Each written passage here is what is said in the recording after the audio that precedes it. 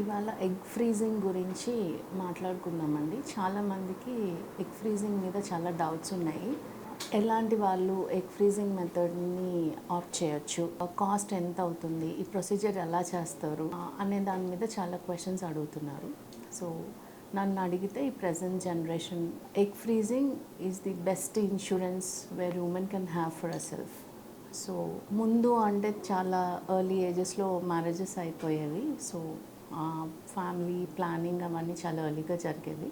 So ఇప్పుడున్న జనరేషన్లో career settlement అని, సో లేట్ మ్యారేజెస్ కానీ, ప్లానింగ్ కూడా చాలా లేట్గా చేసుకుంటున్నారు. సో ప్రతి అమ్మాయి పుట్టేటప్పుడు ఒక ఎగ్ బ్యాలెన్స్తో పుడుతుంది. సో ఏజ్ పెరిగే కొద్దీ నంబర్ ఆఫ్ ఎగ్స్ తగ్గిపోవడం అనేది జరుగుతుంది. నంబరే కాదు, క్వాలిటీ కూడా తగ్గుతుంది. సో ఎవరైతే ఇప్పుడే పిల్లలు వద్దు అనుకునే వాళ్ళు, నెక్స్ట్ అన్ఫార్చునేట్లీ క్యాన్సర్ ట్రీట్మెంట్స్ తీసుకునే వాళ్ళు ఈ ఎగ్ ఫ్రీజింగ్ మెథడ్ని కన్సిడర్ చేయొచ్చు. ఇది ఎక్కడ చేస్తారు? సో ఎనీ ఫర్టిలిటీ స్పెషలిస్ట్ దగ్గరికి వెళ్ళినప్పుడు మీకు ఈ ప్రొసీజర్ గురించి చెప్తారు. ఎంత కాస్ట్ పడుతుంది అని అడుగుతారు. రఫ్లీ అరౌండ్ 1 lakh to 2.5 అలా డిపెండ్స్ ఆన్ మీరు ఏ ప్లేస్లో చేయించుకుంటున్నారు, ఏ ఫర్టిలిటీ సెంటర్లో చేయించుకుంటున్నారు అనేది అప్రాక్సిమేట్లీ ఇలా అవ్వచ్చు.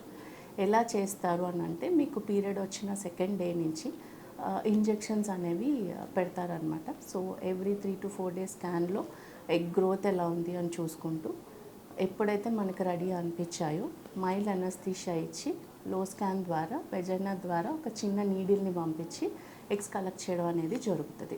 ఈ ఎగ్ ఫ్రీజింగ్ వల్ల నార్మల్గా ప్రెగ్నెన్సీ రాదు, లేకపోతే మెన్స్ట్రువల్ సైకిల్స్ ఆగిపోతాయి, ఓవేరియన్ రిజర్వ్ అంతా ఉండదు అనేది డౌట్స్ ఉన్నాయి చాలామందికి. అలాంటిది ఏమీ లేదండి. కొన్ని కండిషన్స్లో ఎగ్ ఫ్రీజింగ్ అంటే మనకు ఉన్నవి తీసి భద్రపరచుకోవడం అంతే. సో మీరు నార్మల్గానే మీ సైకిల్స్ వస్తాయి, నార్మల్గా మీరు ప్రెగ్నెన్సీ ప్లాన్ చేసుకోవడానికి కూడా ఎటువంటి అడ్డంకులు అనేవి ఏమి ఉండవు. సో ఎగ్ ఫ్రీజింగ్ ప్రొసీజర్ తర్వాత బెడ్ రెస్ట్ తీసుకోవాలా అని కూడా చాలామంది అడిగారు. 1 day తర్వాత మీరు నార్మల్గా మీ డైలీ యాక్టివిటీస్ మీరు చేసుకోవచ్చు.